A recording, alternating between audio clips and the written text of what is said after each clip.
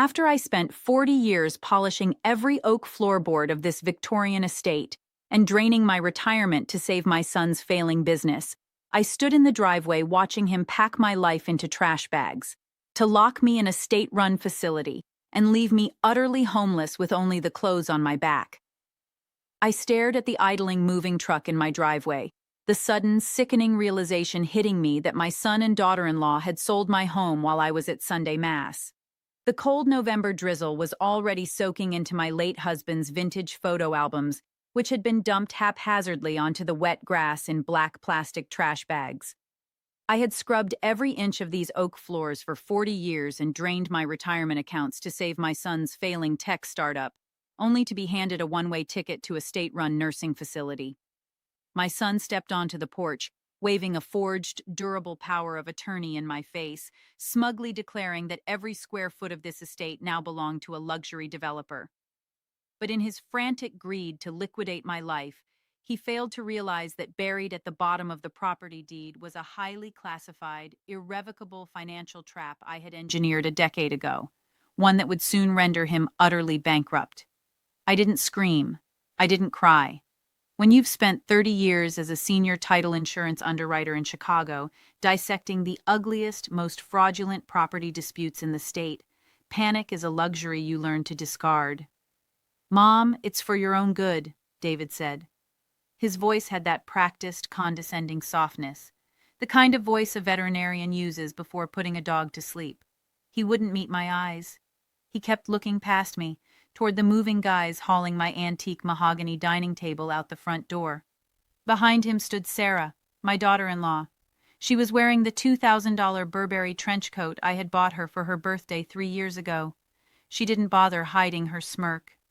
"The dementia is getting worse, Margaret," she sighed, leaning against the doorframe of the house my husband built with his own hands. "You left the stove on twice last month. We can't risk you burning the place down." I hadn't left the stove on. She had come over on a Tuesday, turned the gas dial slightly while I was in the bathroom, and then made a theatrical show of discovering it. Gaslighting in its most literal form.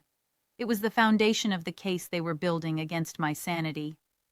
"The facility is already paid for," David said, pulling a folded document from his coat pocket. It was a medical proxy and a durable power of attorney. I recognized the notary stamp immediately. It belonged to a guy David played golf with. They had drugged my nighttime tea 2 weeks ago with heavily prescribed Ambien, guiding my hand to sign the papers while I was half conscious. I remembered waking up with blue ink on my knuckles. "We've already accepted a cash offer for the house. 1.6 million, David added. He couldn't keep the greed from leaking into his tone. The number hung in the damp air between us. "The developer wants to tear it down and build condos. We're moving your essentials to the care home today." They weren't asking. I looked back at the trash bags on the lawn. Inside one of them, the rain was seeping into the quilt my mother made before she died. Sarah caught my gaze. "They only allow 1 suitcase at the facility, Margaret. No room for junk." I let my shoulders slump. I let my hands tremble just enough to sell the narrative they had constructed in their heads, the narrative of a weak, confused, 72-year-old widow who had finally lost her grip on reality. I didn't tell them that the house wasn't entirely mine to sell anymore. I let them pack me into the back of Sarah's leased Tesla. The care home they chose was a crumbling, underfunded Medicaid facility on the edge of the county line. The moment the automatic doors slid open, the smell hit me. It was a suffocating, clinical mixture of industrial bleach, boiled cabbage, and human despair. It was a warehouse for the forgotten. David signed the admission papers at the front desk. He paid for the first month in cash, $3,200, a very cheap price to throw away a mother. "We'll visit on Sundays, Mom," he lied, patting my shoulder stiffly, like I was a stranger. Sarah didn't even come inside. She was sitting in the car, texting. I knew exactly what she was doing. She was browsing Zillow, picking out paint colors for the massive renovation they planned to do on their own house with my stolen equity. An orderly and faded scrubs led me to room 114. 2 narrow beds. One was occupied by a woman staring blankly at a water stain on the ceiling. The window looked out onto a brick wall. They had taken my house keys. They had taken my ID. They had taken my bank cards under the guise of managing my estate. I sat on the thin, plastic-wrapped mattress. My hands were empty. To anyone looking, I was a defeated, discarded old woman waiting to die. But as the heavy door clicked shut, my trembling stopped completely. I reached into the lining of my bra and pulled out the one thing Sarah's superficial pat-down had missed: a prepaid burner phone. The game hadn't even started. In a place like this, the walls have ears, and the nurses document everything. I knew I had to play the part perfectly. During the day, I sat in the communal room. I stared at the muted daytime television. I knitted a gray scarf that went nowhere. When the staff asked me questions, I answered slowly, deliberately mixing up dates and names. In their charts, I was listed as Margaret, Stage 2, Cognitive Decline, Docile. But at 2 a.m., when the halls were dead silent save for the hum of the vending machine, the Title Underwriter woke up. I sat in the dark, cramped bathroom of room 114, turned on the burner phone, and dialed a number I had memorized 15 years ago. "Yeah?" a gruff voice answered. "Marcus, it's Margaret." A pause on the line. Marcus was a former senior escrow officer I used to work with in Chicago. Now he ran a boutique title agency that handled complex, high-net-worth commercial transactions. He owed me his career. Back in 2008, I caught a massive wire fraud attempt that would have sent him to federal prison. He never forgot it. "Margaret? Where the hell are you? I tried calling your cell for 2 days." "I'm in a state facility," I whispered, keeping my voice deadpan. "David and Sarah threw me in here. They're liquidating the estate." "Christ. I'm calling the police right now. I'm sending my lawyer." "No," I cut him off sharply. "Do absolutely nothing. Let them sell it." I could hear Marcus breathing on the other end. He knew my tone. He knew that when I sounded this calm, someone was about to get legally dismembered. "You still have the Wyoming file?" I asked. "I have it in the physical safe, unopened." "Good.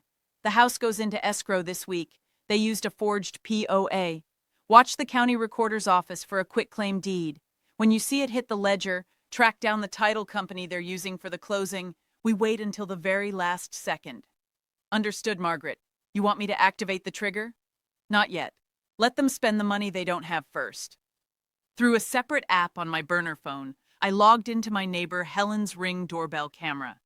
Helen was 80, partially deaf, and had given me her Wi-Fi password years ago so I could help her troubleshoot her iPad.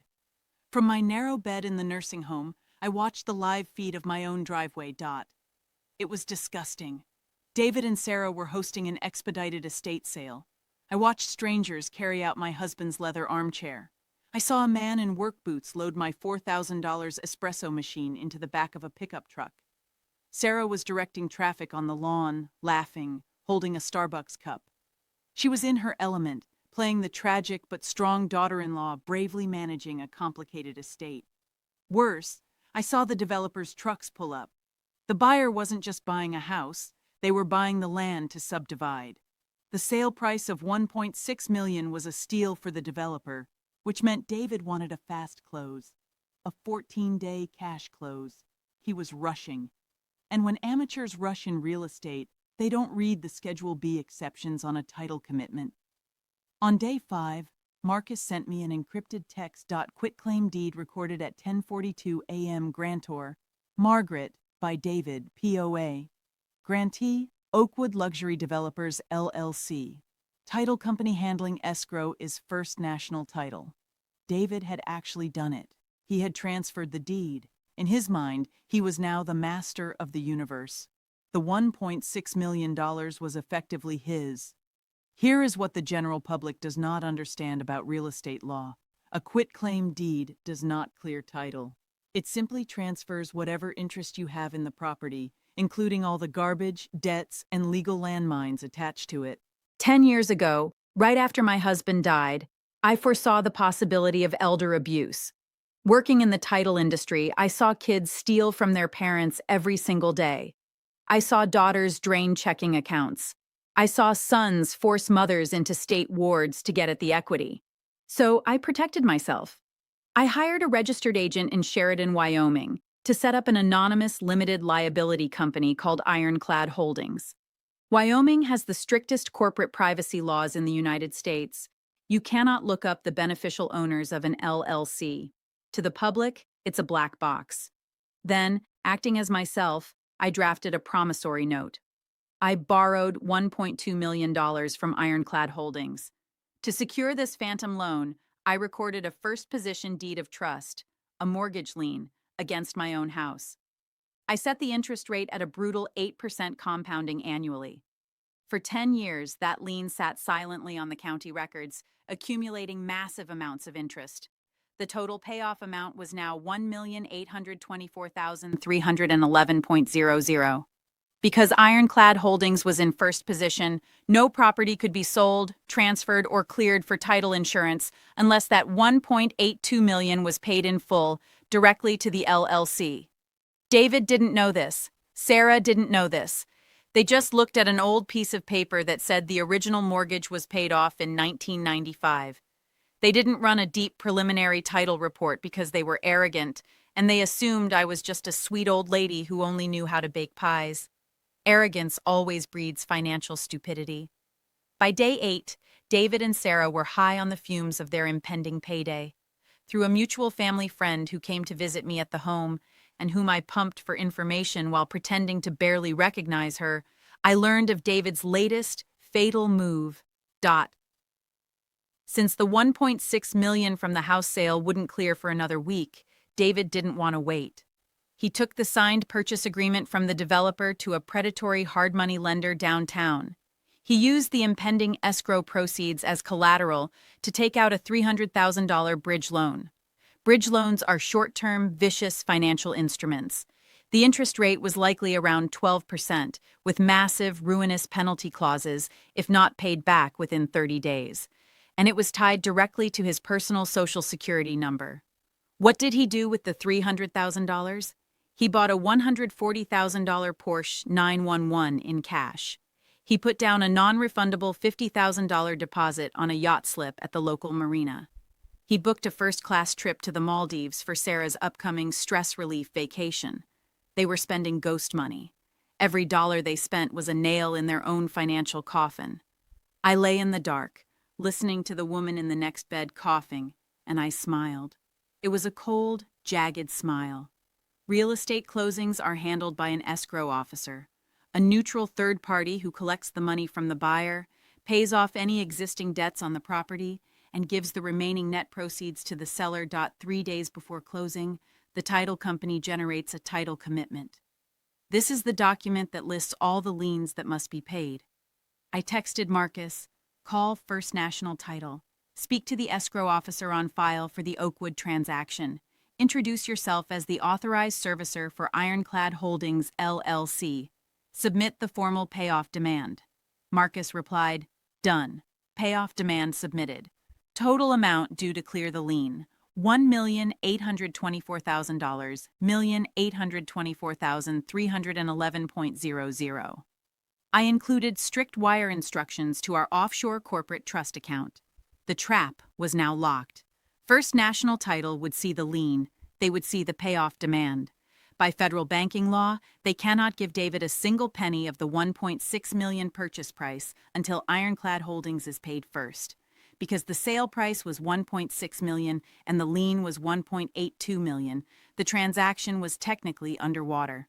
Normally, an escrow officer would immediately call the seller and say, hey, we have a problem. You have a $1.8 million lien on this house. But I knew the escrow industry. They are overworked, underpaid, and processing 40 files a day. The processor wouldn't look at the final numbers until the very last minute when they generated the closing disclosure.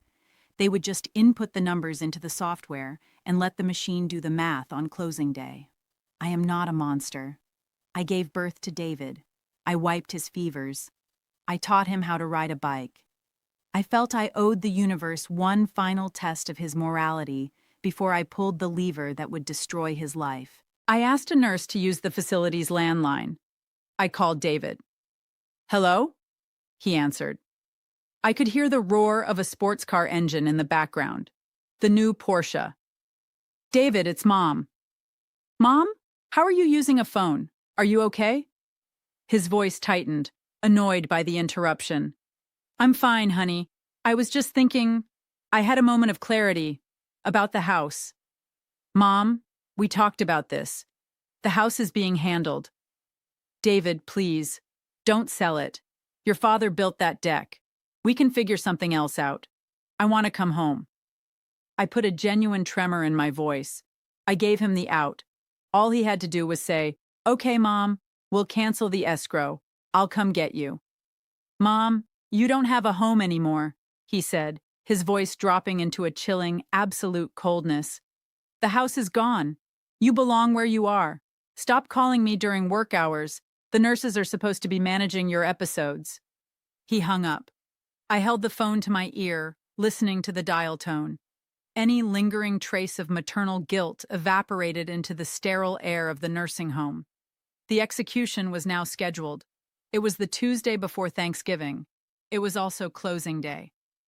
To celebrate their newfound millionaire status, David and Sarah decided to perform an act of public charity. They checked me out of the facility for 4 hours to take me to dinner. They wanted an audience.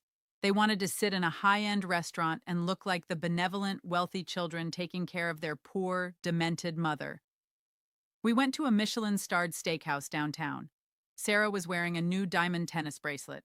David was wearing a Rolex Submariner, both bought with the bridge loan money. They sat me at the corner of the booth, treating me like a toddler. "Just get her the soup," Sarah told the waiter, not even handing me a menu. "She has trouble chewing." I didn't have trouble chewing. I wanted a bone-in ribeye, medium rare, but I stayed silent. I kept my hands folded in my lap, looking down at the white tablecloth. "The escrow closes at 5 p.m. today," David boasted to Sarah, swirling his $80 glass of Cabernet. "The title company is overnighting the final closing disclosure and the confirmation of the wire transfer to the restaurant. The courier should be here any minute." He was so arrogant he actually arranged for the closing documents to be delivered to his dinner table, just so he could physically open the envelope and see the $1.6 million wire receipt while eating Wagyu beef. At 6:15 p.m., a man in a FedEx uniform walked into the restaurant, guided by the hostess toward our table. "Mr. Miller?" the courier asked. "Right here," David beamed. He tipped the courier a crisp $100 bill. He placed the thick, white First National title envelope on the table like it was the Holy Grail. Sarah clapped her hands together. "Open it, babe. Let's see it." I took a slow sip of my tap water. My heart rate didn't elevate. My hands were perfectly steady. David sliced the envelope open with his steak knife. He pulled out the stack of legal-sized papers. The top document was the ALTA settlement statement. The final, legally binding accounting of every penny in the transaction. He flipped straight to the bottom right corner of the page, the box labeled, "Cash to Seller." I watched the color drain from my son's face. It didn't happen slowly. It was instantaneous. His tanned complexion turned the color of wet ash. The arrogant smirk collapsed into a slack-jawed expression of pure, unadulterated terror. "David?" Sarah asked, her voice dropping. "David, what is it? Is it the full 1.6? David couldn't speak. His eyes darted violently across the page, reading the line items, refusing to process the math. I knew exactly what the document said. Sale price: $1,600,000.00 broker commissions, 6%, minus $96,000.00 escrow and title fees, minus $8,500.00 payoff of first trust deed to Ironclad Holdings, LLC, $1,824,311.00 net cash to seller, $0.00. At the bottom of the page, in bold red ink, was a note. Seller must bring $328,811 to closing to clear title defect. Not only was he getting $0, because he had signed a legally binding contract to deliver a clear title to the developer, The escrow company had intercepted the entire $1.6 million to partially pay my anonymous LLC, and David legally owed the title company the remaining $328,000 shortfall just to close the transaction. Give me that. Sarah snatched the paper from his paralyzed hands. She stared at it. What the hell is Ironclad Holdings? David, where is our money? Why does it say zero? Why does it say zero? Her voice cracked, drawing stares from the neighboring tables. David looked like he was going to vomit. I don't know. There's a lien, a massive lien on the house, since 2014. Who the fuck is Ironclad Holdings? I put down my water glass. The soft clink against the table seemed to echo loudly in the sudden silence of our booth. I straightened my posture. I rolled my shoulders back. I stopped shaking. Ironclad Holdings, I said, my voice cutting through the air with absolute crystalline authority, is a Wyoming limited liability company formed on October 12, 2014. Registered agent number 449-81-B. David and Sarah stopped breathing. They stared at me as if a corpse had just sat up and started speaking fluent Latin. Mom, David whispered. Wyoming affords complete anonymity to beneficial owners, I continued, leaning forward, looking directly into his terrified eyes. So you wouldn't have known that I am the sole managing member. 10 years ago, I recorded a first position deed of trust against the property. I encumbered the estate to prevent exactly what you tried to do this week. Sarah was hyperventilating. You're not sick? The dementia? The only thing I'm sick of is you, Sarah, I said coldly. You can't do this. David slammed his fist on the table, rattling the silverware. I have power of attorney. I sold the house. I control the estate. You controlled a piece of paper, I corrected him, using the exact voice I used to negotiate multi-million-dollar commercial underwriters. A quitclaim deed only transfers equity, but there was no equity. My LLC ate it all. The title company, adhering strictly to fiduciary escrow laws, took the developer's $1.6 million and wired it directly to Ironclad Holdings' offshore account 45 minutes ago. The money is mine. Give it back, David panicked, reaching across the table, grabbing my wrist. Mom, you have to reverse the wire. I took out a loan, a $300,000 bridge loan. It's tied to my personal Social Security number. If I don't pay it back by Friday, they're going to seize my business accounts. Oh, it gets much worse than that, David, I smiled. A real smile this time. What do you mean? Sarah squeaked, tears of black mascara streaming down her face. Because you aggressively pursued the sale using that forged POA, you signed the listing agreement, I explained, breaking down his financial ruin with mathematical precision, which means you personally owe the real estate broker their $96,000 commission. They will sue you for it next week. David gagged. He literally gagged, bringing a white cloth napkin to his mouth. And, I added, lowering my voice so only they could hear, because the property was an investment sale under your name via the proxy, the title company reported the $1.6 million sale to the IRS on Form 1099-S. You didn't do a 1031 tax exchange. The IRS is going to tax you on $1.6 million of capital gains for money you never received. It's called phantom income. I leaned back against the leather booth. You have no money. You have $300,000 in predatory loan debt. You owe $96,000 in broker commissions. You owe the IRS roughly $320,000 in taxes. And your developer buyer is going to sue you for breach of contract because you can't clear the remaining $328,000 on the title shortfall. You are legally, irrevocably, and totally bankrupt. Sarah buried her face in her hands and started sobbing hysterically. The kind of deep, chest-heaving wails of someone who just watched their luxury lifestyle get vaporized by a tactical nuke.